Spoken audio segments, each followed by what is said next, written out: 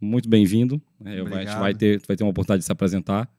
Eu me chamo Ismael Basílio, nós estamos começando aqui esse podcast, que a gente vai falar aqui tanto sobre investimento como sobre finanças empresariais. Nossa ideia aqui é fazer com que a empresa possa investir o capital excedente dela, mas para que ela chegue a esse ponto de investir, ela tem todo um procedimento. Tem que se organizar bem, né? Tem que se organizar, porque investimento é você rentabilizar um capital que você já adquiriu ali por meio do empreendedorismo, né? Eu costumo até dizer que a bolsa em si não dá dinheiro, né? Ela rentabiliza um dinheiro que você já tem. Exatamente. É até essa ideia aí do day trade, do cara que diz que vai começar do zero, né? Eu até tava brincando ontem, nós estávamos na praia ontem, tava brincando que não se começa nada do zero, né? Porque 0 vezes 0 é zero. Então o cara diz, eu vou começar um negócio do zero, vou começar um day trade do zero. Isso não existe. Mas, sem mais delongas, Henrique, eu quero hoje que tu conte para nossa audiência, né? Porque vai tanto para minhas redes quanto vai para a tua tua história aí. Como é que tu foi parar nos investimentos? Como é que tu começa? Perfeito. Quem é o Henrique? Prazer, Ismael. Obrigado pelo convite. Contar um pouquinho da minha trajetória. Eu sou engenheiro, formado engenheiro, tenho mestrado em engenharia de biomateriais. Sempre foquei nesse formato de engenharia, porque no início, sabe quando antes de tu entrar na faculdade, tu faz umas questões para saber qual o curso que é mais focado para ti? O teste de aptidão. O teste de aptidão. Daí eu colocava no teste de aptidão, não quero lidar com pessoas. O que ele me indicava? Gosto de matemática, não quer trabalhar com pessoas, vai ser engenheiro. De fato, né? A engenharia te trabalha muito bem para solucionar problemas, para tu conseguir sobreviver ter alguma solução para tudo. Então, tu aprende muita matemática, química, parte de TI também. Só que ele não trabalha para tu falar com pessoas, para tu trabalhar em equipe. E esse foi uma dificuldade que eu sempre tive. Eu fui responsável técnico de uma indústria, então eu lidava com várias pessoas ali, e eu percebia que o vendedor, ele fazia uma venda, ele nem sabia o produto que ele estava vendendo, e ele tirava o meu salário. E eu tinha que ir atrás de tudo que estava acontecendo nas normas da Anvisa, ia vir fiscal, eu tinha que estar atento. Se quebrasse uma prótese no corpo de alguém, quem era o responsável era eu. Isso. E eu percebi, não, tem alguma coisa errada aqui. O que eu percebi nesse momento foi que tudo na nossa vida a gente está vendendo. Seja num relacionamento, tu está se vendendo. Seja, tu tem um projeto maravilhoso de engenharia, aquele que tu consegue ter o carro que não gasta combustível, mas se tu não souber vender, é mais um projeto. Tu não é o melhor projeto. Então, toda profissão, toda pessoa, ela tem que saber se vender, né, de alguma forma. E foi ali que eu comecei a focar me melhorar na parte de comercial. E aí, nisso, eu fui trabalhar na Avel. Comecei lá do zero, uma ideia de começar uma prospecção de clientes. Pensa, eu engenheiro, daí eu saí e comecei a prospectar clientes do zero. Falou a vida toda que não queria trabalhar com pessoas. Falei a vida inteira que não queria trabalhar com pessoas, acabei indo numa área que eu tinha que ligar para as pessoas me desligavam na cara, falavam que não. O meu primeiro mês foi muito, muito complicado, conturbado, porque eu tinha que melhorar essa parte comercial. E era algo que eu queria, então eu estava toda hora escutando o meu coleguinha do lado que estava indo bem, o que ele está falando? Qual que é o diferencial dele? O que ele está talvez atraindo aquela pessoa com o jeito que ele fala, com o tom de voz, com talvez alguma ideia nova, e não desistir. Esse era o melhor formato que eu aprendi. Tu recebeu um não, mas tu chegou a falar o teu negócio? Ou ele só disse um não por dizer um não? Sim. Então, se ele queria dizer um sim, ele disse um não porque você não insistiu? Eu só aceitava, que nem o Jordan Belfort, ele comenta, né? Tu não tem que transformar o não em um sim. Tu tem que transformar o não sei, o talvez em um sim. E ali comecei a aprender mais detalhes de como trabalhar melhor com pessoas. E até eu acho que eu nunca comentei contigo, Mel. No primeiro mês, nesse trabalho, eles fizeram um bolão, né, os meus coleguinhas, para ver quanto tempo eu ia durar. Porque o meu comercial era muito ruim. Para tu ter uma noção, para ver quanto tempo eu ia durar ali. Mas foi uma época de muito desafio, com certeza, e de muito aprendizado. Então, eu comecei a me desenvolver ali dentro da Avel. A Avel é um escritório da XP. Hoje é um dos 3 maiores escritórios.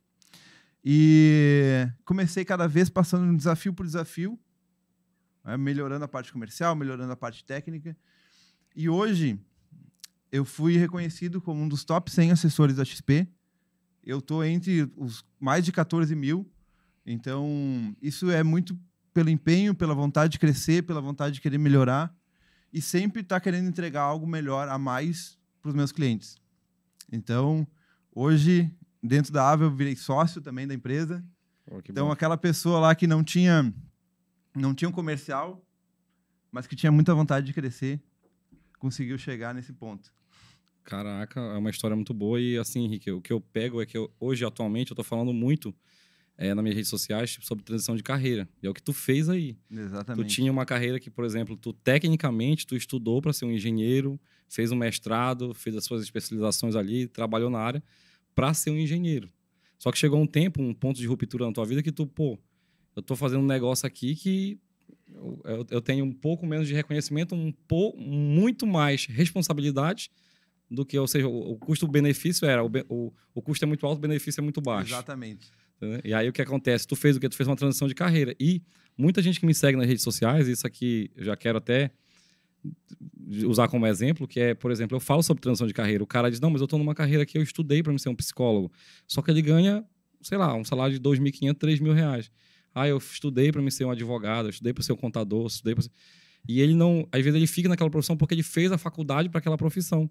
Exatamente. Ele acha que ele tem que ficar ali. E não tá feliz. E não tá feliz, o pior de tudo é isso. No início que ele começou era o que ele queria, mas a vida ela vai se moldando. Ela é de ciclos, né? Precisa se adaptar. Isso. E aí o que acontece? Eu já fiz isso várias vezes na minha vida e a minha história é mais ou menos semelhante, né? Eu sempre gostei um pouco assim dessa questão mais do business, da questão de análise. Eu me via quando era criança sentando numa mesa e fazendo o que eu faço hoje, então ajudando a tomar decisões nas empresas.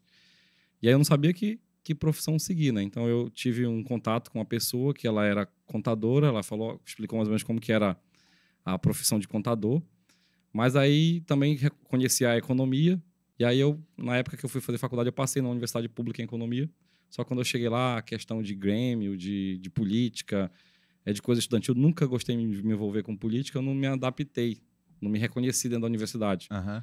Então de lá eu peguei e tentei o ProUni, fiz o ProUni e eu passei para contabilidade. E aí eu larguei o curso de economia e comecei contabilidade. Me apaixonei por contabilidade no primeiro momento, só que fui para dentro do escritório de contabilidade. Quando eu cheguei no escritório, eu tive minha primeira frustração. O contador, ele ele gerava os impostos para as empresas, mandava os impostos, só que o cliente não tinha um certo reconhecimento por aquele trabalho, porque é um trabalho muito importante gerar os impostos, fazer a contabilidade da empresa. Só que o que o cliente vê? O cliente olha e diz, quem é o contador? É o cara que me manda um boleto todo mês para me pagar. Só que ele não sabe a importância que aquela contabilidade tem, fazer a contabilidade, fazer as escritas contábeis, as demonstrações, as declarações para o governo é importante. E aí, como eu não vi também esse reconhecimento, eu disse, não quero ser um contador tributarista, um contador fiscal, né? E aí saí do escritório, fui para a diretoria, fui para o executivo, né? Fui para a diretoria de uma empresa. Na verdade, eu comecei nessa empresa como escriturário. Eu fui subindo de cargo subindo aos poucos, até chegar na diretoria, né? Não foi. Não é herdeiro. Eu não caí lá de paraquedas na diretoria da empresa, né? Passei 5 anos nessa empresa. E aí foi quando eu precisei sair para estudar. Da empresa pedi demissão e aí eu montei a Barov Consultoria, né? Fui muito realizado durante esse período que eu passei lá, porque eu fui crescendo de carreira, fazendo o que eu gostava.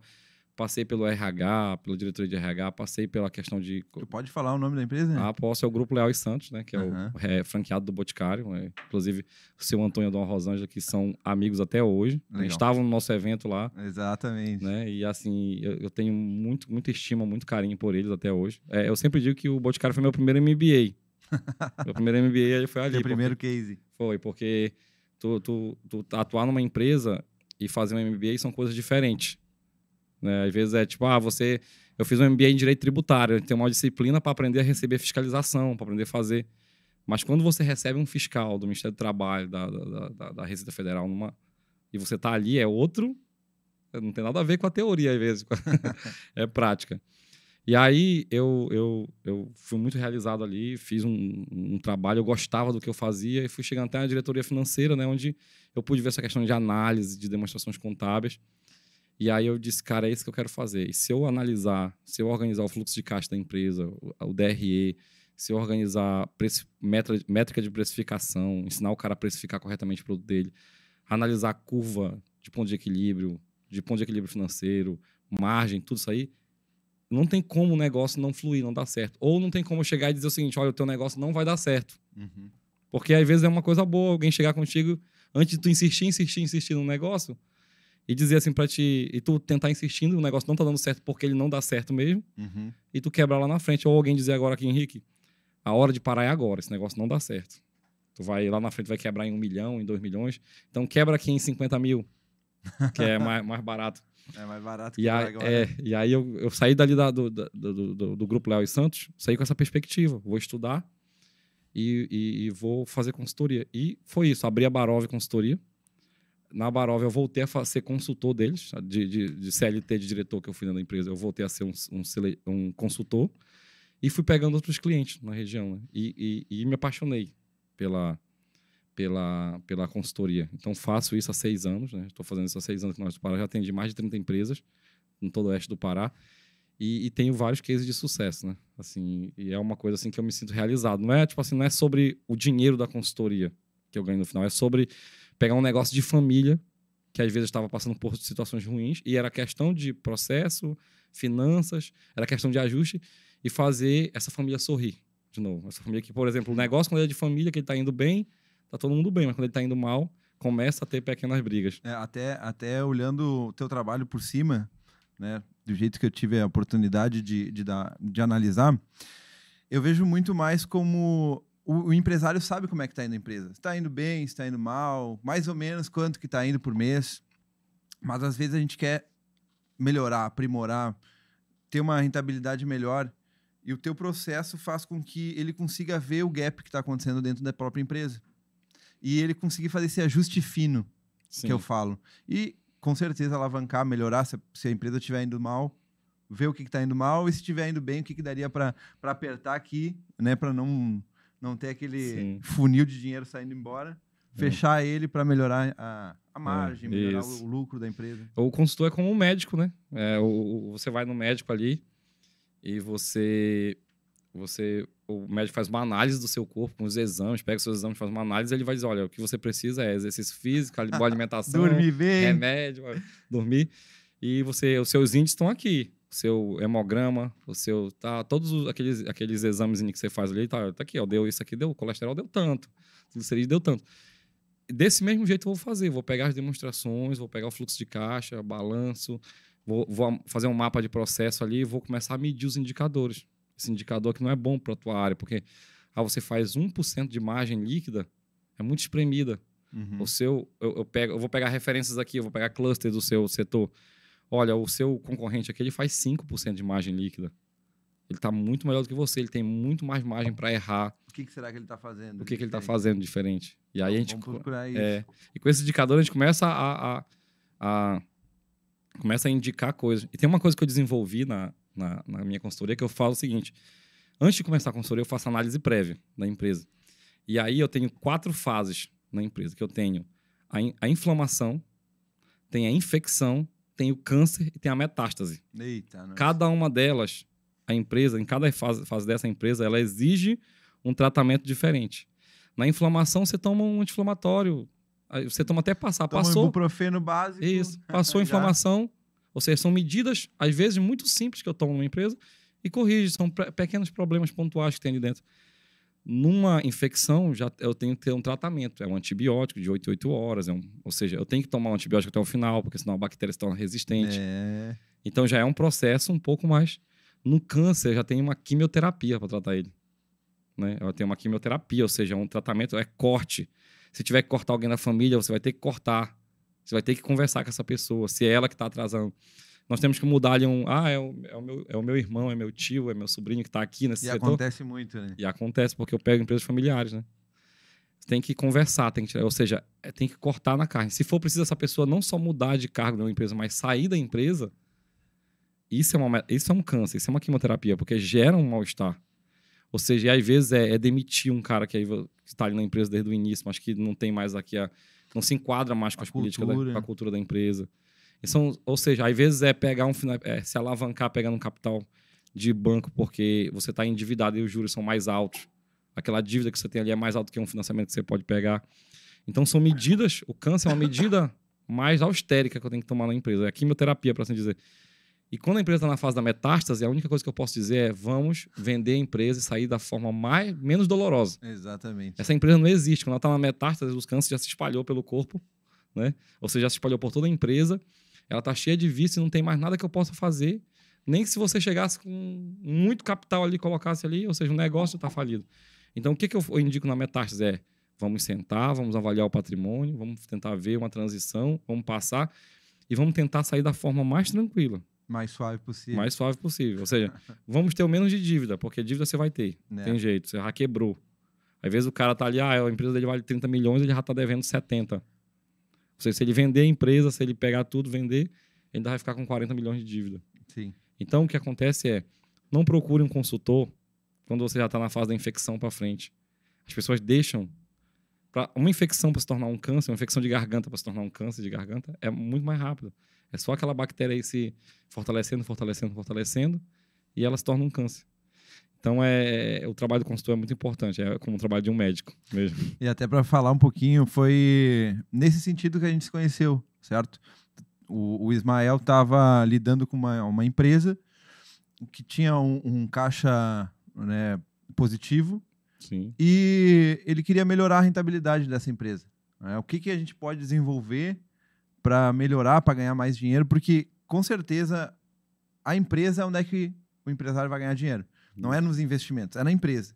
E quando ele coloca o dinheiro para investir, ele tem que dormir sossegado, porque ele já tem o risco da própria empresa. Isso. Então, como é que a gente pode melhorar a rentabilidade dessa empresa sem aumentar o risco? A primeira coisa que a gente faz é sair de banco. Foi um pouquinho complicado, até tu me contou, Sim.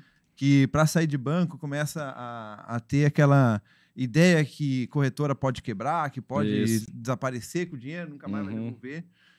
Mas não é assim que funciona, a gente já está mais de um ano trabalhando juntos, né? A gente consegue ter resultados incríveis e soluções que bancos só apresentam para empresas que faturam mais de 700 milhões. Então, a gente começou a desenvolver essa parceria, o que a gente pode estar melhorando, a liquidez diária é 30 dias, 60 dias, um ano, e buscar mais retorno para a empresa. Né? Com certeza, o empresário fica mais seguro sabendo que tem um capital rendendo e de forma mais tranquila. Mais tranquila. Henrique, aí eu queria saber um pouco assim sobre investimento, né? Queria que tu falasse aqui, a gente já conversa bastante sobre investimento. Tu foi um profissional que apresentou para os clientes que eu tenho soluções de investimento muito boas, né? Então eu quero saber assim, uma empresa que tem excedente de caixa hoje, certo. O que tu tem por exemplo assim, o que eu tenho de soluções de investimento para essa empresa?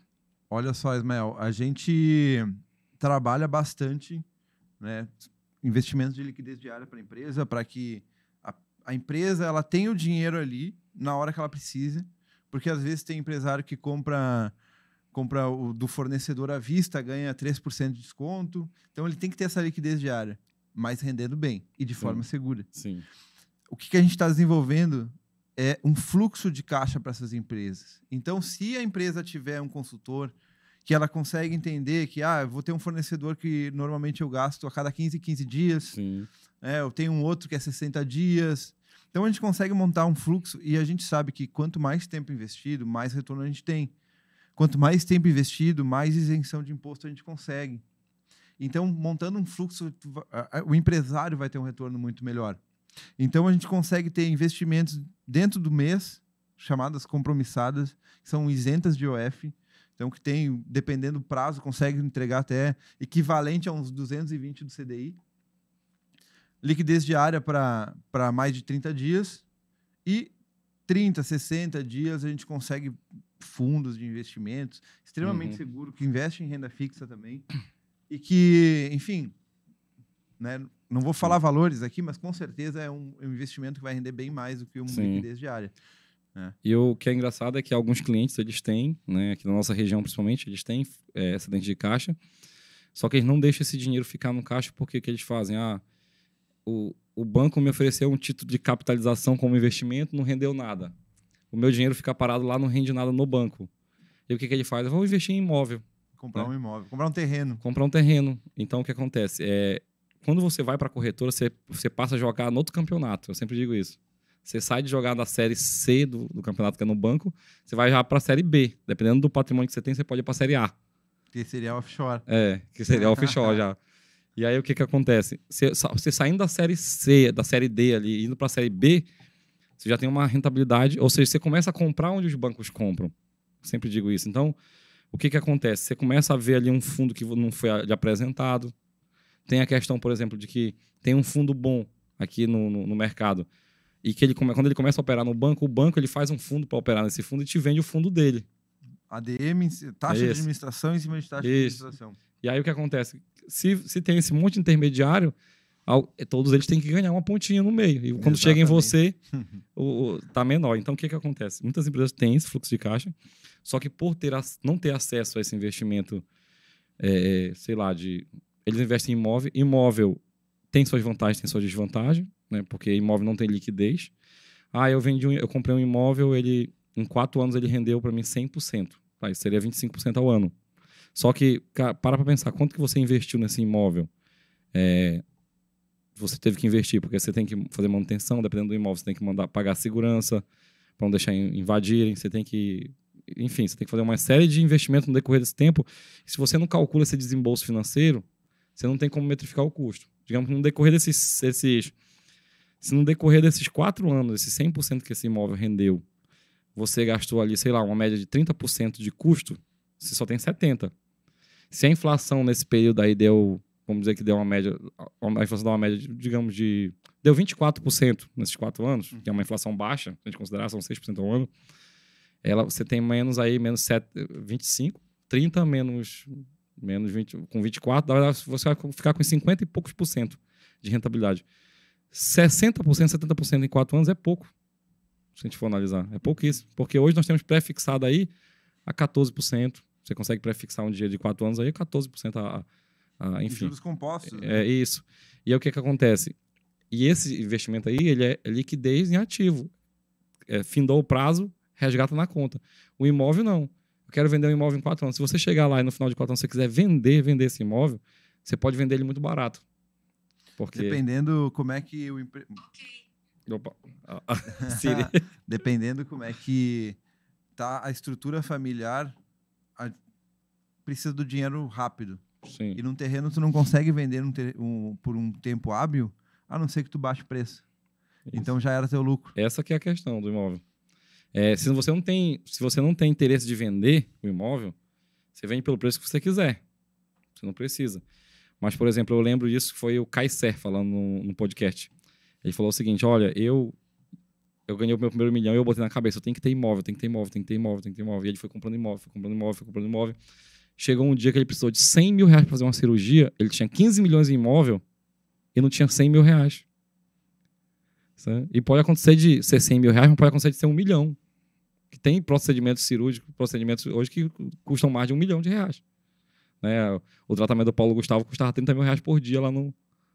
Então, para gastar 1 milhão é muito fácil. Então, o que acontece? É isso que tem que ver. Então, poxa, eu vou colocar ali num fundo, ele está rendendo 1% ao mês, 12% ao ano esse fundo. Mas ele é um fundo em D0. Precisei do dinheiro. Tá aqui. Tá aqui. No outro dia tá na conta. E resgata direto na conta do cara, se ele quiser, da Sim. corretora. E isso é muito interessante. Essa questão da liquidez é algo muito interessante. E é legal que o que a gente vem desenvolvendo em parceria, né, Ismael, é algo que a gente se complementa. Hoje, tu entende tudo da contabilidade, da estrutura da empresa, analisar os terrenos, analisar os investimentos ali. E eu te apresento todas as ferramentas que tu pode fazer a manutenção da empresa. Sim. Né? Então, até falando um pouquinho mais, hoje, dentro ali da Avel, a gente consegue ter 400 especialistas só focado em algum tipo de investimentos. Investimento em fundo imobiliário, investimento em ações, a mesa de Investment Solutions que a gente fala.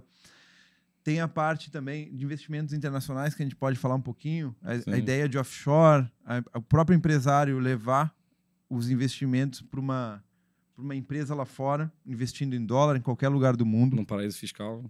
Pode ser também. A grande outra jogada que a gente pode fazer, a parte de renda fixa. Eu gosto de trazer, dentro da XP, a gente tem 70% de toda a renda fixa que passa no Brasil. Então, a gente tem investimentos que... É como se fosse um shopping, né? A gente tem investimento do Itaú, do Banco do Brasil, da Caixa Econômica, do Bradesco. E a gente consegue buscar ali dentro, né, lá atrás, aquele investimento que mais fecha com o Ismael, o investimento que mais vai trazer rentabilidade, porque a gente não tem uma loja só para escolher, a gente tem várias. E também a gente tem a parte de corporate e de wealth planning, que seria o quê? Analisar junto com o Ismael a estrutura, fazer a parte de holding ou a parte de sucessão mais completa. Um fundo exclusivo. Entregar tudo isso para o Ismael, né, junto com um empresário, tomar a melhor decisão para eles. Então, é ter todo esse braço direito dos investimentos robusto e forte para melhor vida e saúde da empresa. As soluções, assim, o empreendedor, ele tem que... É aquilo que eu falei, a gente sempre conversa sobre o empreendedor, né, que eu te falo que o empreendedorismo ele é um dom de Deus. O cara que é empreendedor, ele é bom mesmo, não precisou... Às vezes foi para a faculdade, às vezes não foi, mas o cara é bom no que faz porque ele nasceu com dom. E o que acontece? Ele tem que se preocupar com o negócio dele. Exatamente. Os investimentos não tem que ser mais um problema para ele. Então, o que acontece? Hoje, a XP com a Avel, o que elas fazem? Elas fazem um trabalho que tá aqui, essas aqui são as soluções, elas estão prontas, os caminhos estão feitos. E é mais ou menos isso. E o meu trabalho lá na empresa é fazer isso, é colocar os potinhos dele, as caixinhas dele, toda hora. Não vou dizer... a gente falou aqui sobre imóveis, mas não estou dizendo que eu não vou indicar imóveis para o meu cliente. Ele tem que ter imóveis. Dependendo da operação da empresa, ele tem que ter seus imóveis. Só que, vamos dizer que ele tem entre 28% e 30% de imóvel. Representa uma parcela do seu patrimônio. A empresa representa outra parcela do seu patrimônio. A fazenda, o carro, as casas representam outra parcela do seu patrimônio. As participações societárias, os equities, os investimentos anjos que ele tem, representam outra parcela do seu patrimônio. E os investimentos em mercado financeiro, outra parcela. São caixinhas diferentes. Até que nem o Thiago Nigro, ele comenta no método ARCA que ele desenvolveu, é ter 1/3 na terra, que seria apartamentos e imóveis, 1/3 em equity, que seria empresas ou um próprio negócio ou um negócio que realmente vai trazer frutos, e 1/3 na mão, que seria o quê? Ter esse dinheiro como reserva de liquidez ou reserva de emergência também. Sim. Então, é mais ou menos isso que você está falando. Não é tirar o dinheiro que está em imóvel e botar tudo em investimento. Não, é tudo diversificar, não é tudo só em imóvel. É não botar todos os ovos na mesma sacola. Isso é princípio básico da economia, né? É o princípio básico. Porque até na própria palavra de Deus lá em Provérbios diz, né, que a gente não tem que colocar... Eu não lembro bem detalhado como que está lá no texto, mas ele fala sobre isso.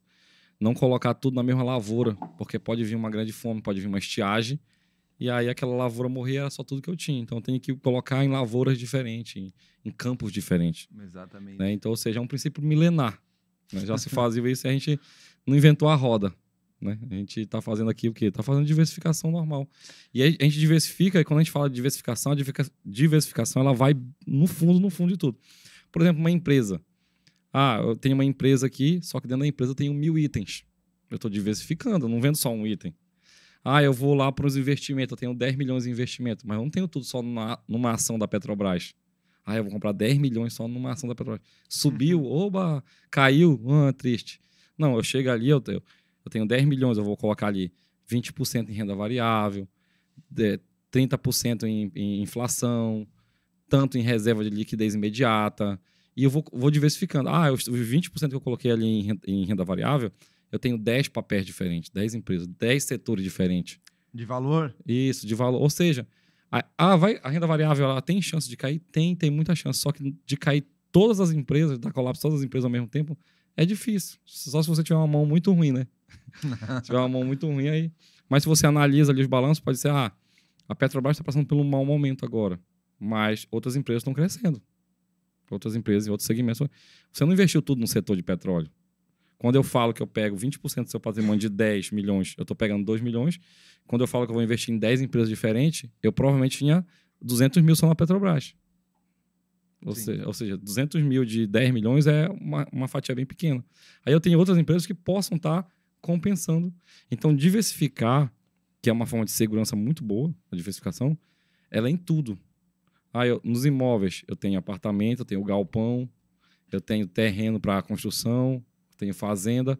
Ou seja, eu estou diversificando também. Eu não vou, vou comprar tudo em apartamento, porque agora estão alugando muito apartamento. Aí depois as empresas começam a pedir galpão. Aí começa a cair o preço do aluguel de apartamento e de galpão começa a subir.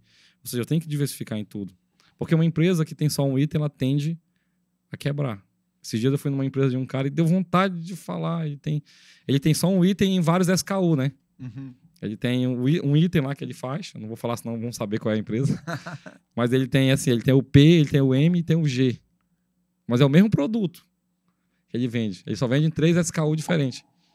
Eu deu vontade de falar para ele, cara, eu fui num restaurante uma vez que vendia esse produto e ele fazia esse produto de várias formas, de várias SKU, agregava outros produtos a isso aqui, agregava o arroz, enfim, uma infinidade de coisa. Deu vontade de falar, mas eu não falei, né? Não pediu.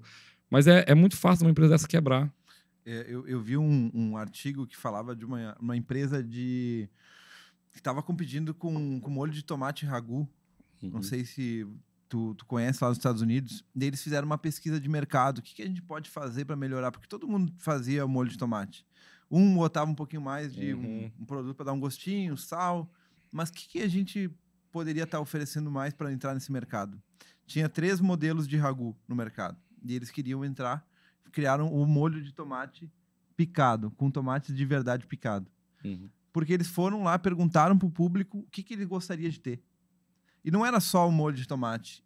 Pode ser que tenha uma coisinha a mais. E ele virou o maior vendedor de molho de tomate dos Estados Unidos, virou um case de sucesso lá.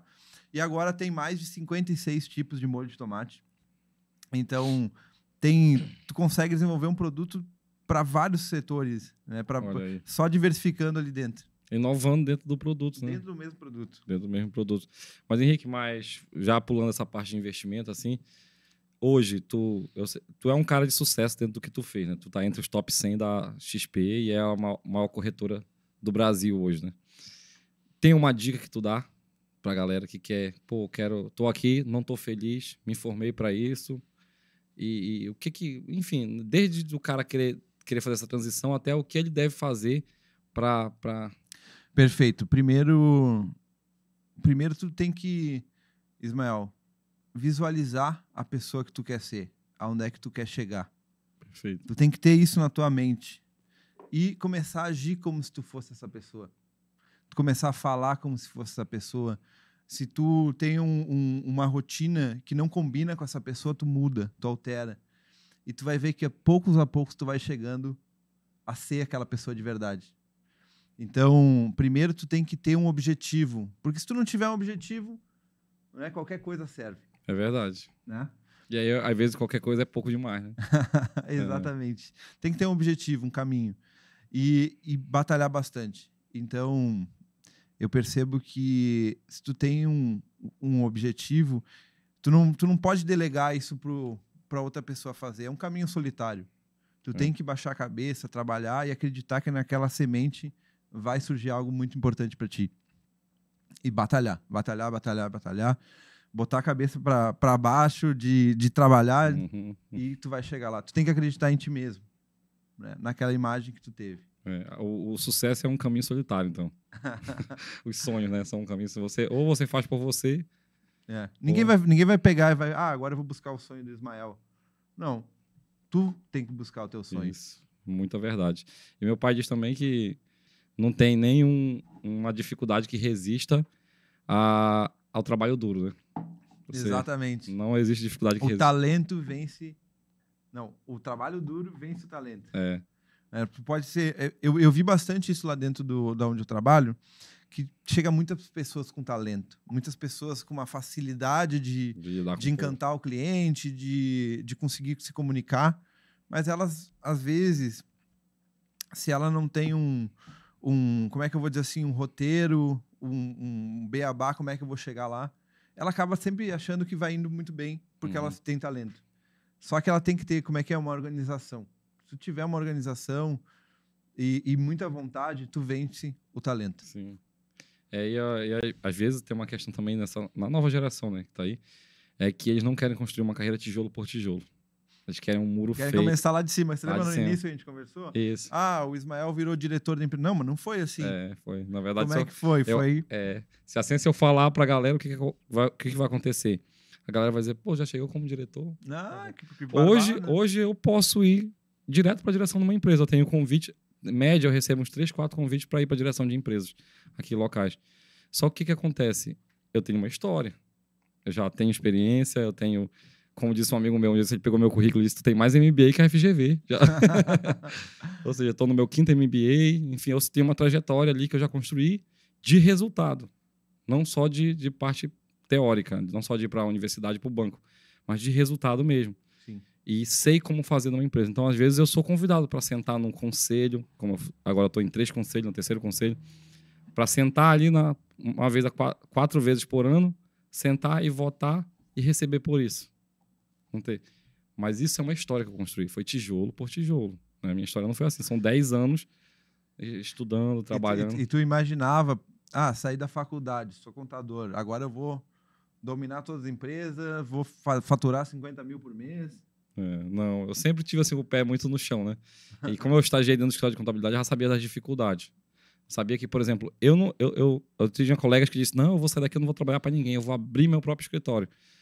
Esses caras ou não têm o próprio escritório, ou eles trabalham para os outros, eles não trabalham nem na área de contabilidade. Porque eu sabia o seguinte, cara, eu vou sair daqui, eu vou ter que ir no escritório grande, trabalhar lá dentro, se eu quiser ter um escritório de contabilidade. E aprender. E modelar. Porque modelar é muito importante. Exatamente. E modelar é a palavra. Modelar porque aí aqui eu aprendi, aí eu saio e vou montar meu escritório. Eu sei um pouco já. Um exemplo de modelagem que eu acho interessante foi o T. Harvey Eker, do escritor do Segredo da Mente Milionária. Quando ele fala que ele foi trabalhar no café para montar uma cafeteria, né? Que ele vai lá no café, trabalha por 6 meses e ele é o melhor funcionário lá. Ele limpa os pratos, ele dá dica diferente, como lavar. E ele aprendeu tudo. E o cara, quando queria promover ele a gerente, ele disse, não, eu tô pedindo demissão, porque na verdade ele queria aprender sobre o setor de cafeteria. Ele foi ali, próprio café. Isso, aí abriu o próprio café dele e abriu a rede de cafeteria e fez o primeiro $1 milhão com a rede de cafeteria, né? Então isso é isso. O que acontece é as pessoas, elas têm toda essa pressa às vezes, não, eu estou sendo muito mal remunerado. Calma, mas qual que é o teu nível de resultado, de entrega para a empresa? Sim. Né? Que nem agora me fez pensar, no momento, quando eu era engenheiro, eu ganhava bem como engenheiro, mas eu entrei numa outra área que eu não tinha experiência. Eu gostava de investir, mas mais para mim. E agora eu mudei de renda, de tudo, mudei de função. Eu tive que aceitar uma outra realidade. Eu não era mais um Henrique engenheiro, eu era uma pessoa que está buscando conhecimento. Começando agora. Que está começando agora, que vai ganhar menos. Mas tu não tem que olhar no momento agora. Claro, tu tem que sobreviver, mas tu tem que olhar lá na frente. Tu não pode olhar aqui o que está acontecendo a curto prazo. Porque senão tu não vai chegar a lugar nenhum. Tu tem que sempre visualizar lá na frente. Isso que eu falo, carreira, que é isso que você fez, essa transição de carreira aí, que você saiu de uma profissão que você tinha feito qualificação técnica, ganhava bem, para ir para outra para começar. Carreira é o seguinte, carreira é igual quando eu falo sobre, eu vou explicar para o cliente o que é o valor, o que é o equity de uma empresa. Eu digo para o cliente o seguinte, o valor de uma empresa está em função da expectativa futura de geração de caixa. Ou seja, não é sobre se ela dá lucro ou não dá lucro agora. Tu poderia ter entrado lá na Avel e dizer o seguinte, cara, eu não quero ganhar por 3 meses.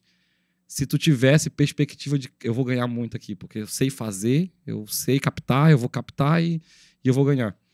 Então, ou seja, é a expectativa futura que eu tenho dessa empresa, de ter um partnership, de me tornar um sócio, de crescer, de ter network, de me conectar com outras pessoas boas, de modelar essas pessoas. Então, a empresa é do mesmo jeito. O valor de uma empresa... Eu estou com uma empresa agora que ela está dando prejuízo. Isso não indica que essa empresa é ruim. Porque a Amazon deu prejuízo por 10 anos. O Banco Inter? O Banco Inter deu prejuízo, né? Outras empresas dão prejuízo. Só que o que acontece? Por que o Nubank dá prejuízo? Ele vale muito. Ele tem um valor de mercado muito grande. Porque o valor de um ativo, o valor de uma empresa, ela está em função da expectativa futura de geração de caixa. Ou seja, lá no futuro ela vai gerar caixa. E a geração ela ficou um pouco imediatista, porque tudo é imediatista hoje. Tudo é muito fácil, tudo é muito rápido. Né? A gente estava conversando com o Luiz como que era o economista do Banco Alfa que teve com a gente, como que era vir para o Pará antigamente, né? Lá a BR era difícil, era esburacado, você passava 4, 5 dias só dentro da Transamazônica, só dentro da BR aqui. Hoje ela está toda asfaltada, é muito mais rápido. É mais rápido eu ligar para ti, eu fazer uma videochamada, é mais rápido que eu mandar um fax, ou seja, está muito imediato. Então essa galera não consegue enxergar, por esse imediatismo, ela não consegue enxergar uma visão de 4, 5, 6 anos, 10 anos, isso é muito tempo. 5 anos é muito tempo para elas, porque é muito tempo para elas, já é um ano já é muito tempo. Nossa, um mês às vezes é muito tempo, né? E aí ela entrou aqui e disse, não, mas o que eu vou ganhar? E tem uma galera que consegue enxergar com mais à frente, que ela diz o seguinte, já chega numa empresa e olha, ouve a ideia, e ela diz, cara, eu não quero salário, eu quero tantos % dessa empresa. A empresa não vale nada, às vezes, ainda no momento. Mas ela olha e diz, cara, se ela olha para o futuro. Então, hoje, o mercado é a sua capacidade de analisar o futuro. Se você tem essa perspectiva de olhar o agora e analisar o futuro e ver como que vai ser o futuro, você consegue fazer bons negócios. Exatamente. E tem que ter cabeça aberta. Isso. Tem que ser humilde para buscar o que tu quer. Tu tem que ter um sonho, tu tem que ter muita perspicaz para ir atrás do que tu quer, todo dia batalhando, vai ter muito pepino. Então, isso vai medir a vontade que tu quer de chegar no teu sonho. E ser humilde, de estar sempre aprendendo, escutar alguém te falando alguma coisa e não falar, eu quero aprender com qualquer coisa que venha na tua frente. As pessoas mais ricas que eu conversei foram pessoas que queriam escutar, queriam ver propostas, queriam tá por dentro do que está acontecendo. As pessoas que tinham malemar um pouquinho de capital, não quero, tô bem, eu sei fazer do meu jeito, eles eram fechados, truncados. Então, um empresário de sucesso é isso, é ter um objetivo, claro, é batalhar muito, mas muito mesmo, não é de um dia para a noite, e ser humilde, muita humildade. Isso são as características principais que eu vejo nos empresários que eu lido ali dentro da XP. Isso é muito importante, né? O empreendedor em si, ele tem uma história. Às vezes você olha assim, poxa, tem um patrimônio, tem isso, tudo, mas tem toda uma história por trás dele, né? O sucesso não se constrói assim. O sucesso, quando ele se constrói muito, muito rápido, como a gente vê, por exemplo, até algumas startups que elas pularam fases muito importantes ali do seed, pré-seed, e que elas têm uma alavancagem de dinheiro muito grande, ela não amadureceu o MVP dela ali, o que acontece? A maioria delas vem a quebrar.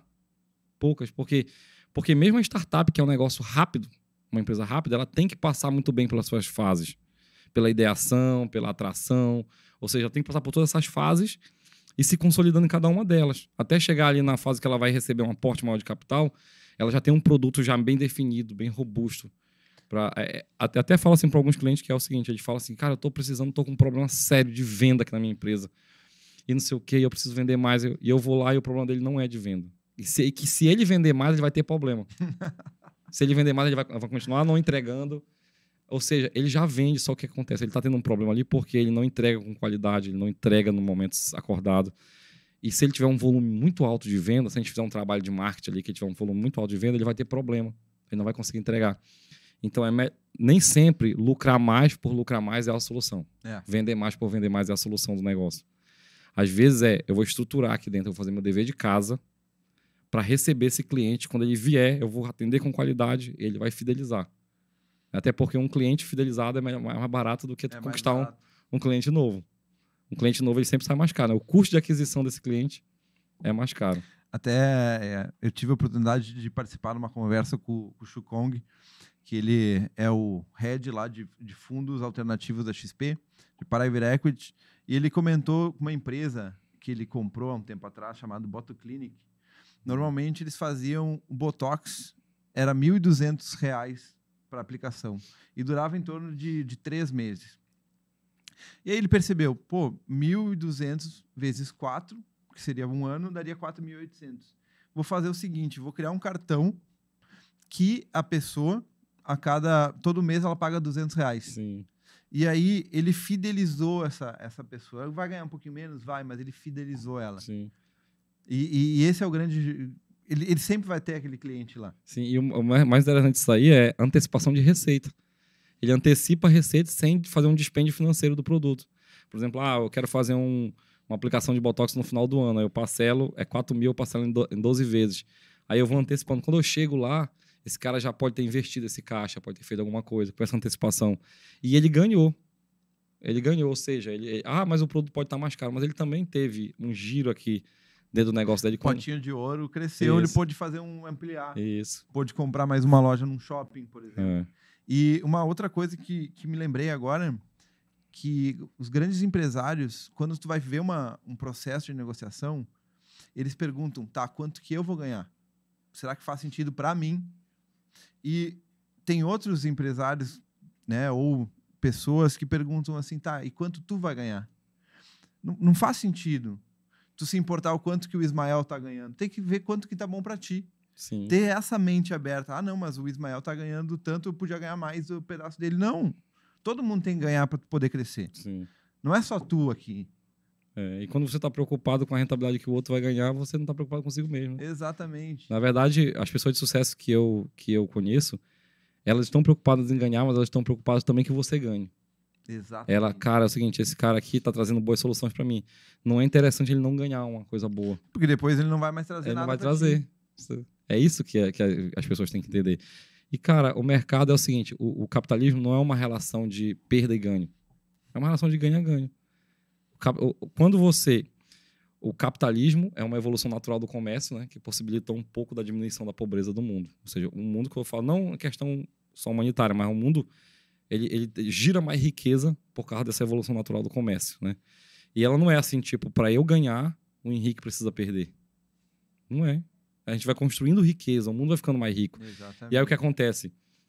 Até tem uma frase no meu Instagram que um dia desse, o cara me disse que a minha frase ela era socialista, mas ela não é. Que é empreender a arte de criar e compartilhar a riqueza. O cara falou, então é isso que os ricos têm que fazer. Ele falou, tem que criar riqueza e compartilhar com os mais pobres. Só que não é assim, compartilhar riqueza não é distribuir riqueza. Compartilhar riquezas Henrique, manda um produto lá de São Paulo, tu tá lá em São Paulo, manda esse produto de São Paulo para mim, aí tu compra esse produto, tu põe uma margem. Aí tu manda para mim, aqui eu ponho uma margem e vendo pro meu cliente. A riqueza ela foi compartilhada no meio do caminho. Você ganhou uma margem, justo, porque você comprou, mandou para mim, você teve esse trabalho. Eu botei uma margem porque assumi um risco aqui, comprei e vendi pro cliente. E se o último cara quiser comprar e vender, revender, fatiar e revender, também pode. Isso é compartilhar riqueza. Nós geramos riqueza e compartilhamos no meio do caminho. Por quê? Porque não foi só eu aqui. Se é um negócio que é tipo, eu tiro do chão e eu revendo só eu, uma mina de ouro que eu tiro essa mina do chão lá e revendo e só eu ganho de riqueza, isso não é empreendedorismo, porque eu só estou gerando riqueza, não estou compartilhando. E o dinheiro ele tem um papel social. Com certeza. Né? Agora, assim, compartilhar riqueza é diferente de distribuir. Distribuir riqueza é alguém que não está no processo. E eu vou lá e digo, toma para ti, por você estar aí parado, eu vou te recompensar por não fazer nada, por estar parado.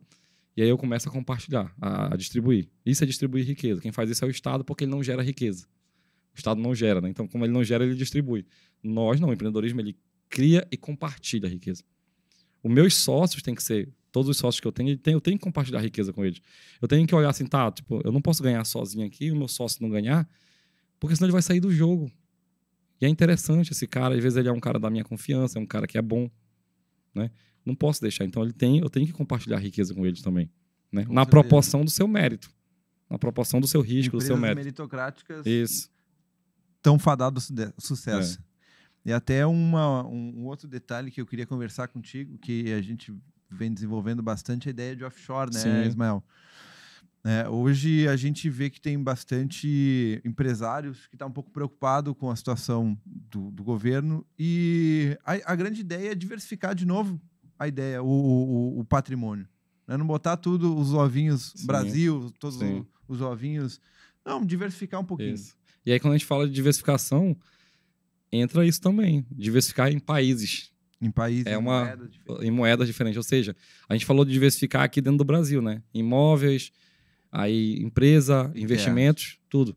Mas agora, eu fiz tudo isso aqui dentro do Brasil, desse país, esse país quebra, por assim dizer. Não que o Brasil vai quebrar, ninguém tá falando isso. Sim. Mas esse país quebra que eu fiz. E aí o que acontece? Eu não diversifiquei internacionalmente. Então, a offshore, ela é uma personalidade jurídica que é feita num paraíso fiscal. Não chama-se paraíso fiscal não porque é ilegal, é porque lá não tem carga tributária como tem as outras democracias, os outros países. E lá você abre uma offshore, né? Ou seja, uma personalidade jurídica que pode ter acesso a qualquer mercado financeiro do mundo. Você pode abrir uma conta lá na XP Miami, uma conta na XP Londres, uma conta em qualquer lugar que você quiser, acessar uma bolsa do Japão, da China, se você achar interessante, onde você quiser, né? E o que acontece? As economias são como as ações, são como as moedas. Uma hora o dólar está alto, o euro está um pouco mais baixo. Uma hora o euro estava lá em cima com a Libra e o dólar estava um pouco mais baixo que eles. E é assim que funciona. Isso é o e caminho. Sem falar que a gente tem outras vantagens, né? A vantagem de tributação. Sim. Né? Porque nem o Ismael comentou, a gente está num país, né? Um país que ele não tem tanta taxa de tributação. Né? E a gente consegue, por exemplo, se a gente está no investimento, todo ano a gente tem que pagar imposto. Lá não, lá tu deixa ele acumulando e faz aquela boca de jacaré para que só no final, quando tu resgatar, tu vai pagar o imposto de pessoa jurídica aqui no Brasil. Então, tu consegue fazer com que esse investimento ele multiplique muito mais rápido através dos juros compostos, esse grande poder que até o Einstein falava. Sim. Os juros compostos têm um poder incrível. Sim. Então, tu deixa ele trabalhar para ti, tu consegue ter uma melhora na tributação. E sem falar que se for uma pessoa jurídica, né, uma offshore pessoa jurídica, a gente consegue ter benefícios de sucessão patrimonial também. Sim. Então, se a gente abrir uma empresa lá, tu colocar seus filhos ou outras pessoas que você quiser, é só fazer uma diversificação de cotas. Sim. Então, tem vantagens tributárias e de sucessão. Então, a offshore ela é um pilar. Ela é segurança, tributação. É uma organização tributária. Eu estou falando de uma organização tributária, não que você vai... estou levando meu dinheiro para sonegar fora do país. Não. As legislações... Tudo declarado aqui. As legislações daquele país que não tem tributação. Mas no dia que você trouxer para o Brasil, você vai fazer esse recolhimento normalmente e não vai ter nenhum crime aí. Então, segurança, tributação e sucessão patrimonial. Esse é o pilar mais forte. Existem outras coisas que ela beneficia? Existe. Só que eu acho que esse é o pilar mais forte. Principalmente para um patriarca que montou um patrimônio e tem seus filhos ali. E é perpetual. O capital não é nem para ter aquele ganho expressivo. Isso. Mas sim para ele não perder poder de compra. Sim. E ter segurança. E garantir que quando ele possa partir daqui, né, que todo mundo é mortal, um dia a gente vai levar o sal, como dizem. Garantir que você deixe alguma coisa, um legado para seus filhos, né? De forma um legado. tranquila. E assim, na verdade um legado não é uma herança, né? Porque herança é aquilo que você deixa para as pessoas. E legado é aquilo que você deixa nas pessoas. Existe uma diferença. E aí você deixar uma herança e um legado, né? É isso aí. Offshore, a gente falou sobre offshore aqui e aí, você quer falar mais alguma coisa sobre... Então, essa parceria que a gente vem desenvolvendo, eu acho que está gerando muito frutos aqui para os empresários aqui de Santarém. É uma parceria cada vez mais forte que a gente vem desenvolvendo. É muito importante você saber onde é que você está, que o Ismael ajuda, com a ideia em relação à parte, onde é que você está financeiramente, né? Terras, imóveis, tua empresa ou teu salário e teus investimentos. Está acompanhando isso de uma forma mais completa. E, através de mim, ter um acesso a investimentos únicos e uma equipe de especialistas pronta entrega, assim de dizer, para te ajudar a te escolher melhor um produto ou surgir um produto que faz mais sentido para ti, a gente poder estar te apresentando. E soluções, não só produtos, mas soluções mais completas. Às vezes chega um cliente para mim e pergunta: Henrique, eu quero eu em ações. Ele chega assim: quero colocar tanto em ações. Para mim seria muito mais fácil falar assim: tá, Ismael, vamos colocar os teus 100 mil aqui em ações. Mas o meu papel aqui, tá, Ismael, me conta um negócio. Por que tu tá querendo colocar em ações? Tu tá querendo chegar aonde? Ah, legal. Agora me conta um outro negócio, Ismael. E o que acontece? Eu gostaria que tu se imaginasse. O que aconteceria se essas ações amanhã caíssem 50% de valor e os teus 100 mil virassem 50 mil? Como é que tu ia se sentir? Como é que tu ia reagir? Eu não ia gostar muito. Tá, então não é o momento de tu colocar 100 mil em ações. Tu não tá preparado para isso. Vamos pensar em uma outra coisa. Talvez tu quer um rendimento mensal, uma renda passiva. Né? Hoje, 15% ao ano, por exemplo, em renda fixa. Tá bom para ti? Ah, tá bom. tu não vai perder, né? Uhum. Proteção do FGC, show, legal, gostei. Então não é simplesmente entregar um produto. Isso. Né? A gente é especialista aqui, a gente não Uhum. fica acompanhando cartão de crédito, Uhum. né? Título de capitalização. Título de capitalização. Nosso foco é Consórcio. investimento. A gente acompanha o que está acontecendo lá fora, o que está acontecendo aqui no Brasil, e com isso a gente toma a decisão. E a gente vai fazendo uma revisão mensal desse teu portfólio de investimentos. E essa é a chave do sucesso. Ficar monitorando, e se precisar fazer um ajuste, a gente faz, mas de acordo com o teu perfil e com os teus objetivos. E é muito interessante falar uma coisa também, Henrique, eu faço a consultoria lá na empresa e a gente começa a ter um excedente de caixa. O banco, ele não é obrigado a dar para o meu cliente o melhor investimento, a oferecer o melhor investimento. Ele não é. Por lei, a CVM não obriga ele. Mas o Henrique, como assessor de investimento, ele vai ter que analisar o perfil do cliente e vai oferecer o produto financeiro a partir da suitability dele, da análise de perfil do investidor, né, que é a API. Ele vai olhar e vai dizer o seguinte, olha, o senhor pode acessar esse outro produto aqui, sem problema, mas assim, o senhor vai ter que fazer uma nova análise de perfil e mudar, e migrar, e fazer uma transição do seu perfil, porque ele, como um investidor, um assessor de investimento autônomo, ele tem um registro num conselho que é o OneCard, né? E aí ele tem toda essa política, o código de ética para seguir. Sem contar que, como nós falamos no início, a corretora está jogando na Série A do campeonato. Uhum. Os bancos estão colocando você para jogar na Série C e D lá. Ou seja, o que sobrou. Então, é isso que acontece. Então, já pensou eu estar num lugar, tipo assim, o cara que está me oferecendo um investimento, ele não é obrigado a me oferecer o investimento mais aderente ao meu perfil. Por exemplo, até tem um ali... É exatamente isso, né? Tu vai num churrasco onde só tem salsichão, pão de alho e... sei lá, uma outra carne. Uhum. Bem... Só que eu tô te dando uma outra opção de tu ter 100 tipos de carne. Picanha, entrecô. Tu quer salsichão? Tem salsichão também. Uhum. Tem pão de alho, tem tudo. Né? Mas o filé e a picanha estão lá. Estão lá, se tu quiser escolher. Tu tá querendo ir num lugar onde é que só tem salsichão. E não é a picanha de soja, não. Né? É isso mesmo, investir, a gente tem que tomar cuidado com isso.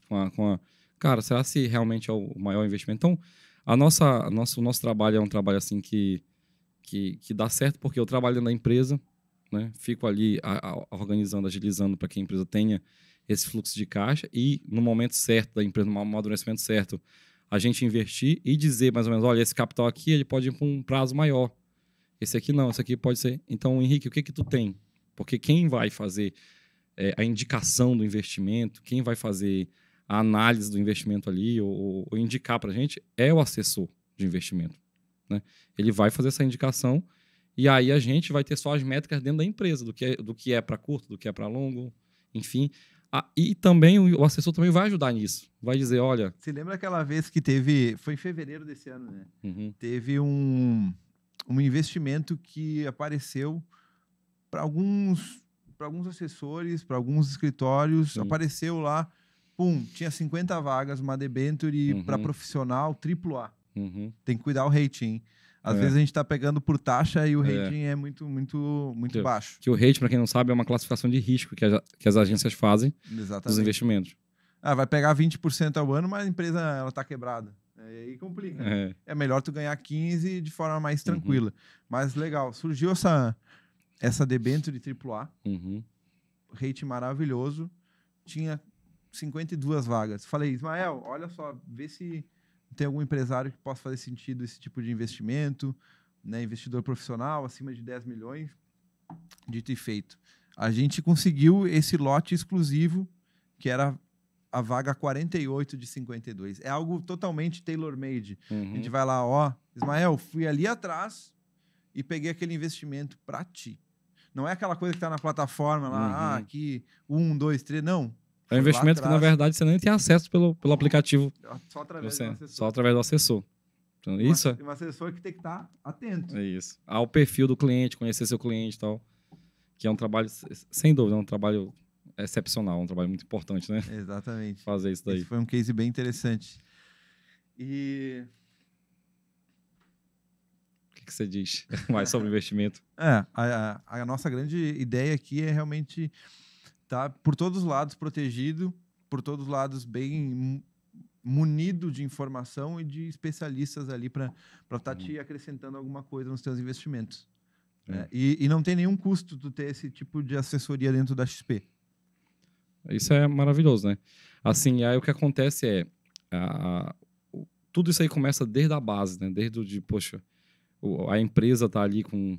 Ela tá num mercado bom, às vezes, só que ela tá fazendo... Porque sem uma gestão de processo, sem uma gestão financeira, ele não consegue medir, ele não consegue avaliar o seu negócio. E aí, o que acontece? Ele contrata o consultor, a consultoria, a gente começa a fazer um procedimento, e às vezes esse procedimento ele gera uma reviravolta da operação da empresa, refazer um mapa de processos, refazer toda a análise de como que a gente faz os indicadores da empresa. Talvez as demonstrações que estão sendo feitas ali naquele momento não atendem a empresa, o que nós chamamos de demonstrações financeiras gerenciais, porque existem um padrão contábil. Isso eu não posso fugir. O balanço, existe uma norma contábil que diz como tem que ser feito o balanço. A DRE, existe uma norma contábil como tem que ser feita a DRE.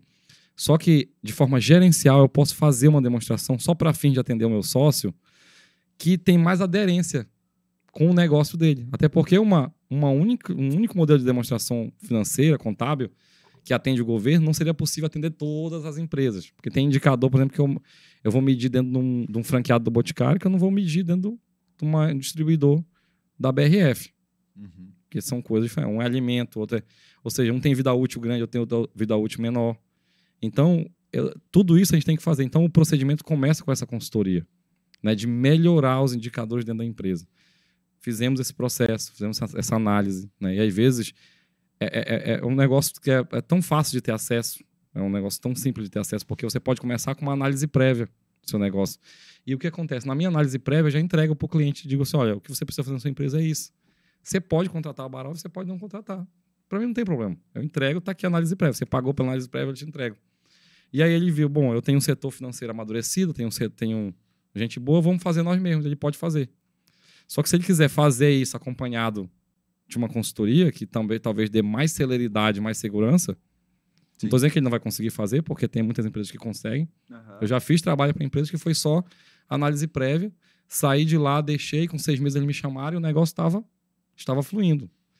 Mas tem empresas que às vezes eles não conseguem, eles poderiam fazer em 2 meses o que eles fizeram em 6. E aí a consultoria vai lá e faz isso aí, e acompanha. E aí a consultoria vai passando para outros níveis.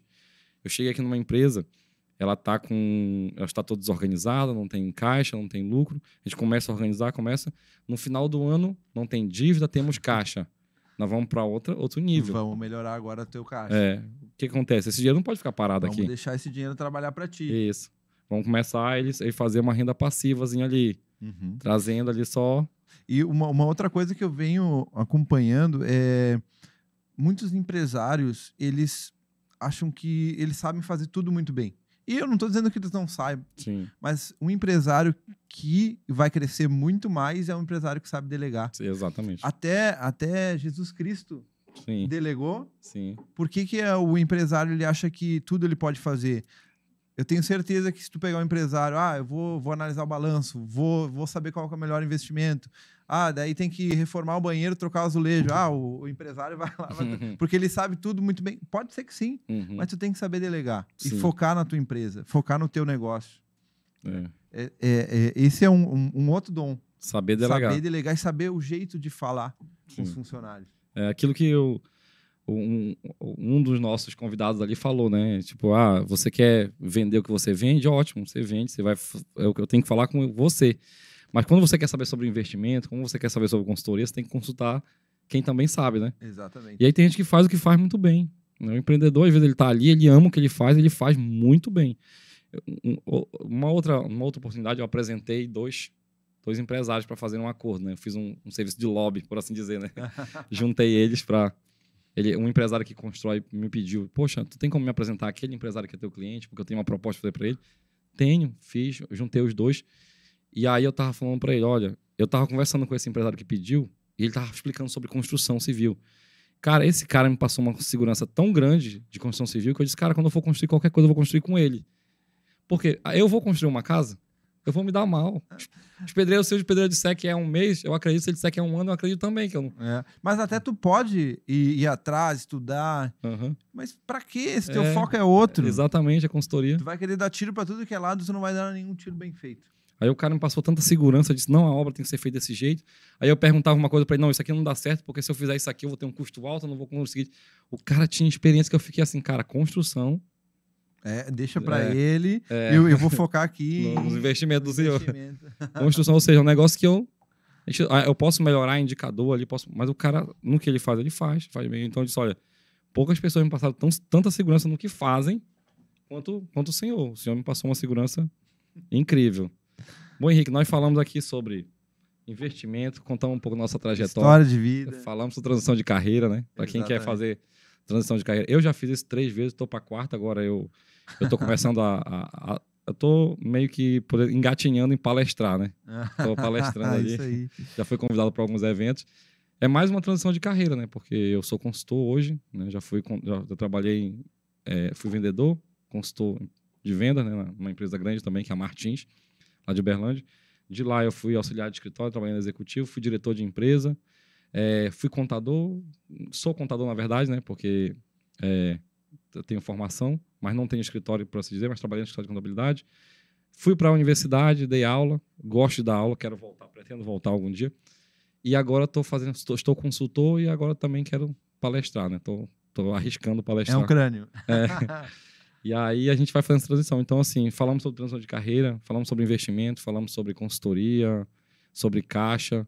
Tem mais alguma coisa muito importante que você quer deixar aqui, um recado, alguma coisa para a gente já ir partindo para a reta final? Eu gosto de reforçar que tudo que a gente faz, a gente tem que fazer bem feito. Não adianta nada a gente fazer só por fazer. Mas, ao mesmo tempo, a gente tem que aceitar novas ideias e, com isso, crescer cada vez mais. Então, tu vai estar com a mente aberta, vontade de buscar resultado e fazer bem feito. Junta tudo isso, humildade, né? Esse é o grande foco para tu conseguir crescer aqui no país que a gente vive, né? Ser humilde, ter vontade de aprender e ter muita força de vontade, né?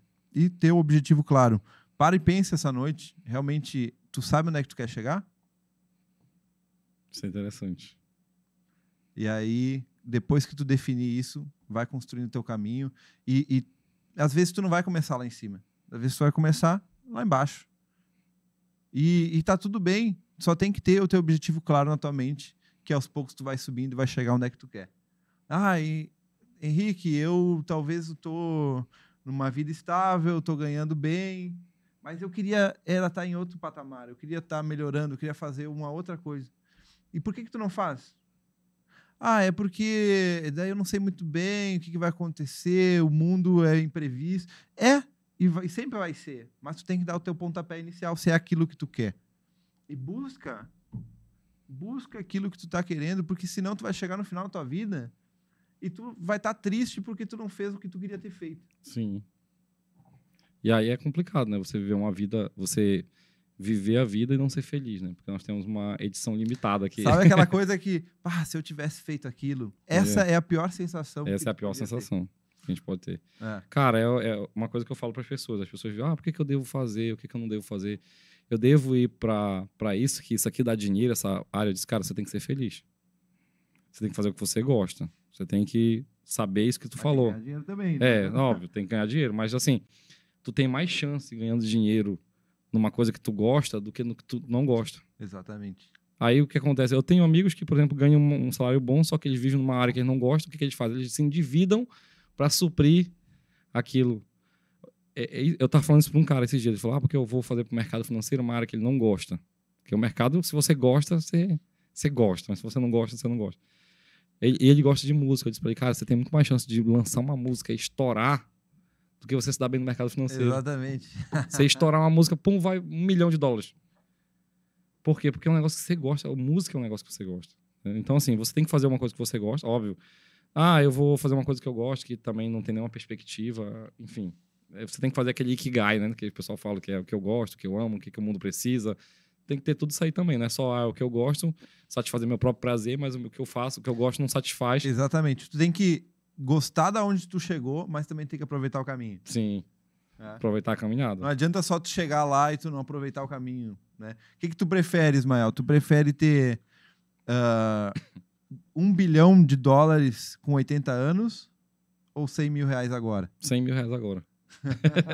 Eu quero.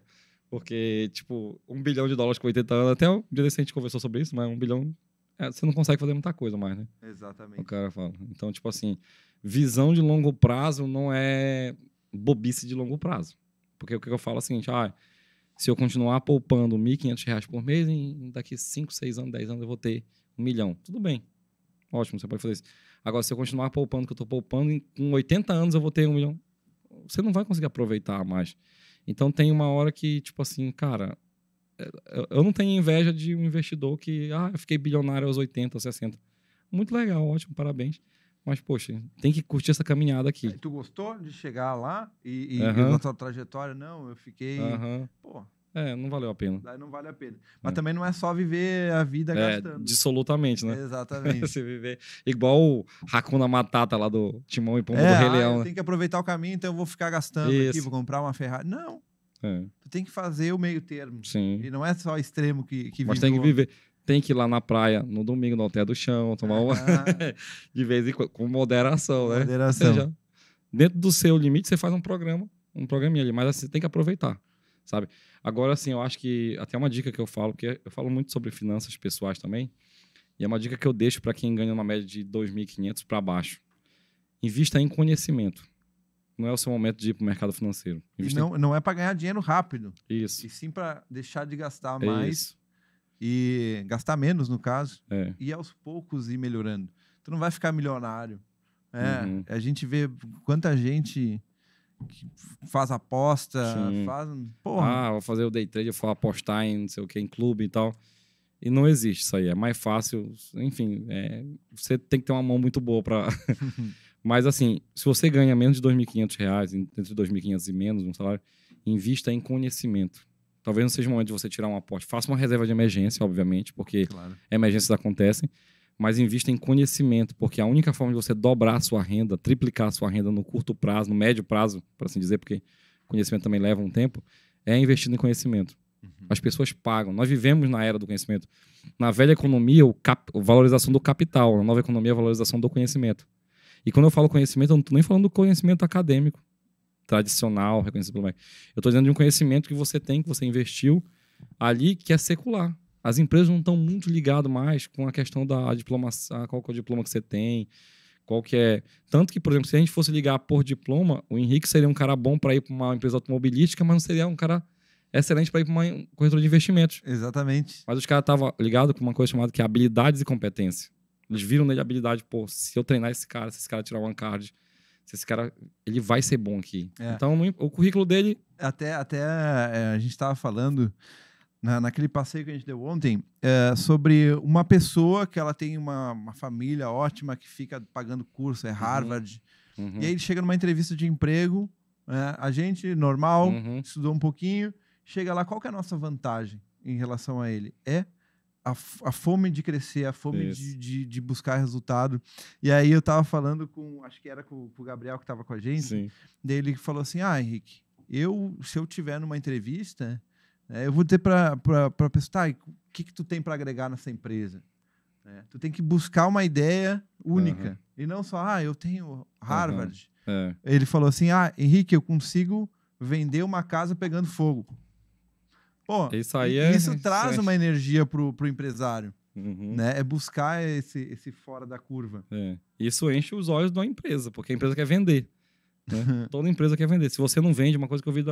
Eu assisti uma palestra da Luísa Trajano, do Magazine Luiza, né? Que ela dizia isso. Não importa quão bom seja o seu produto. Se ele não vender, não existe comercial, não existe financeiro, não existe nada. Não existe nada. Ele tem que existir, ele tem que ser bom. Ele tem que vender. Ou seja, tem que vender. Venda. A empresa, o coração da empresa comercial é a venda. Sim. Até eu estava falando com um empresário aqui de Santarém e me lembrou muito o livro do Pai Rico, Pai Pobre, do Kerouac. E ele comentou que hoje a gente vive num mundo onde, eu fiz um dinheirinho, vou comprar um carro. Eu fiz mais um dinheirinho, vou fazer um filho. E ele acaba nunca juntando capital ou nunca aproveitando a própria vida, porque ele fica nessa rota dos ratos, nessa roda, e fica girando e que não tem fim, que ele acaba não vivendo de verdade a vida dele, mas sim a vida que a sociedade colocou para ele. Então a gente tem que sair dessa roda dos ratos. Será que eu preciso comprar um carro agora ou posso investir e gerar uma renda ativa? Algo que vai te dar dinheiro, uma renda passiva todo mês que vai entrando, ou algo que vai te custar todo mês. O que tu prefere? Será que tu está precisando de um carro agora? Será que tu está precisando? Será que tu não pode planejar melhor a tua vida para que tu tenha mais para frente uma vida mais tranquila, mais saudável, do que tu ficar indo o que a sociedade diz que tu tem que ter? Aquela calça de R$800. Será que tu precisa gastar R$800 numa calça? Para se validar. Né? Só para se validar, às vezes. E às vezes não é nem que você... Se você trabalhou, você tem dinheiro, você pode. Às vezes é o seguinte, você já tem muitas calças de R$800, você já tem muita coisa. Ou seja, é um acúmulo desnecessário. Então, cara, a coisa mais certa que você tem que ter na sua vida chama-se reserva de emergência. Porque emergências acontecem. E oportunidades estão aí. Exatamente. E principalmente no Brasil. Emergências acontecem. E acontecem de todos os jeitos que você nem imagina. Então, hoje que o brasileiro... O professor falou isso para mim, eu não acreditei na época. Mas hoje eu acredito como uma crença máxima. Ele disse, Ismael, 90% da população brasileira não tem R$1.500 guardado na poupança. 90%, Henrique. Quando a gente pega ali, por exemplo, os Estados Unidos, a Europa, que as pessoas se preparam para aposentadoria, que elas têm aquela poupancinha que elas fazem, e que, por exemplo, eu estava em Londres, quando lançaram o iPhone 13, que a menina disse, como que um iPhone custa quase um salário mínimo daqui? Ela ficou brava lá de Londres. E eu disse, lá no Brasil custa 10 salários mínimos. 10 salários mínimos. E as pessoas compram. E tu precisa comprar? Se não for o seu momento, não. Pois é. Será que se tu guardar isso e deixar esses 10 mil te gerando R$100 por mês, vai R$100 a mais no teu, no teu salário? Ou investir em, por exemplo, eu sempre digo isso, a minha renda só aumentou porque eu investi em educação. E eu não tenho pena de gastar, porque eu já fiz 5 MBA. Tem MBA que custou um carro popular. Mas isso vai gerar um ativo. Vai gerar um ativo. Então, a galera é o seguinte, não, eu quero sair pro rolê agora, eu quero sair pra festa agora, eu quero comprar essa roupa agora, esse carro agora, e não investe para aumentar nada, para aumentar a renda dele. Sabe? Eu não tenho nada para aumentar minha renda. E a educação é uma forma que você pode aumentar, porque você pode empacotar um conhecimento e vender, né? Tu prefere, Ismael, até uma outra ideia que me surgiu agora, tu chegar com 30 anos com um Audi na garagem ou um investimento que te dá R$5.000 todo mês? Sem dúvida, um investimento que dá 5 mil. Porque o Audi, ele talvez esteja me gerando 5 mil por mês de depreciação. Exatamente. Depreciando meu... Porque principalmente o carro importado, né? Assim, o carro que é de valor agregado mais alto, o custo de manutenção dele é alto, a depreciação também é alta. Depreciação, na verdade, seguro, tranquilo que se a gente pegar ali, por exemplo, um carro eu vou chutar aqui um carro de 200 mil, eles já geram uma depreciação, um custo total de 5 mil ou mais por mês. Se a gente for botar na ponta do lápis. Exatamente. Manutenção, lavagem, custo de oportunidade que aquele capital está perdendo. Por exemplo, hoje o custo de oportunidade no Brasil está muito alto. Por exemplo, você tem pré-fixado aí a 14%, então é mais de 1% ao mês. Então, se você pega aqueles 200 mil que está ali, a 1% já vai dar R$2.000. R$2.000 que tu estaria ganhando e fazendo essa bola de neve. Então, tu tem que contabilizar isso aí também. Com certeza. Né? Mas, Henrique, só para a gente ir para a reta final, e eu já quero aproveitar aqui o podcast que a gente está gravando, eu vou até olhar para essa câmera aqui e falar para você que está aí trabalhando numa área que você estudou, você fez qualificação, você está trabalhando nessa área aí que você... eu me tornei um engenheiro, um arquiteto, um advogado, um psicólogo, um contador. E aí eu não estou feliz nessa área ou eu não sou remunerado quanto eu gostaria. Eu quero dizer para você que tem uma solução para você chamada transição de carreira. Eu fiz isso por 4 vezes e posso ensinar a você. O que eu quero falar sobre a transição de carreira eu quero te ajudar a fazer uma transição segura e uma transição rápida e assertiva para uma área que você gosta. Existem áreas no mercado que você não precisa fazer uma faculdade, não precisa ter conhecimento técnico e nem experiência.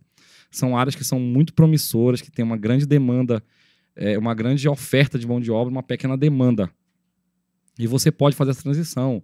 Áreas como business intelligence, copyright, filmmaking, gestor de tráfego, empilhador de gatilhos, gestor de esteira de produtos digitais, enfim, uma infinidade de áreas que você pode migrar, que você pode fazer e eu vou te ensinar. E nós vamos estar realizando um evento, né? Eu vou passar as datas melhores aqui e a gente vai realizar esse evento que vai ser presencial, que você vai poder participar e, enfim, fazer sua transição de carreira segura, de forma assertiva, para você trabalhar, se quiser, home office, se quiser trabalhar na sede das empresas, se quiser trabalhar para empresa no Brasil, a gente vai ensinar como trabalhar para empresa no Brasil. Se quiser trabalhar para empresa no exterior, também. Eu vou te ensinar a fazer esse caminho internacional da transição de carreira. E até quem quiser virar assessor de investimentos, né, Ismael? Assessor de investimentos. Pode me chamar aí, que a gente conversa. Olha aí. Então, é isso. Tem mais alguma coisa a acrescentar em sua defesa? No mais, Ismael, gostaria de agradecer a oportunidade. É muito bom estar aqui em Santarém, é muito bom estar podendo falar com empresários, é muito bom trazer soluções que não estão aí, mas deveriam estar. E podem contar comigo também, podem me chamar. Realmente estou aqui para ajudar todo mundo e realmente para fazer diferença. Então, vamos aproveitar o caminho, né, e vamos buscar nossos objetivos. Eu também quero agradecer pelo convite, né, ter vindo até aqui, porque você vem aqui para visitar, ver o nosso trabalho de perto, visitar os clientes. A gente fez aquele evento, né, foi uma oportunidade para mim estar num evento com você, com o Luiz, né, e organizado pela Avel, que teve tanto cuidado em fazer um evento legal para meus clientes. Né? Eu convidei os clientes e eles já me deram feedback de que, poxa, o evento foi muito bacana. Isso é muito bom. Isso eu acabei ganhando um crédito com o meu cliente, né? Com o evento. Isso é uma parceria. É muito bom. Isso é o poder do network. O poder do network. E te agradecer, né? Agradecer a Avel, né? Agradecer, enfim, toda essa galera aí que tá por trás, né? Que para você vir aqui, ligou pro hotel, ajeitou. Né? Agradecer também aqui o Nelson, da Up Studio, né? Que abre as portas pra gente aqui, que faz um excelente trabalho. O Luiz, que tá aqui com a gente nos bastidores, fazendo nossa live. É isso aí. Né? E é isso, né? Então, nos contate. A gente vai poder tomar um café e conversar, mas agora Sem compromisso. É um café que vai dar resultado, não é um café que vai tomar seu dinheiro. O café caro é o café do banco. Então tá. Valeu, galera. Muito obrigado aí. Obrigado.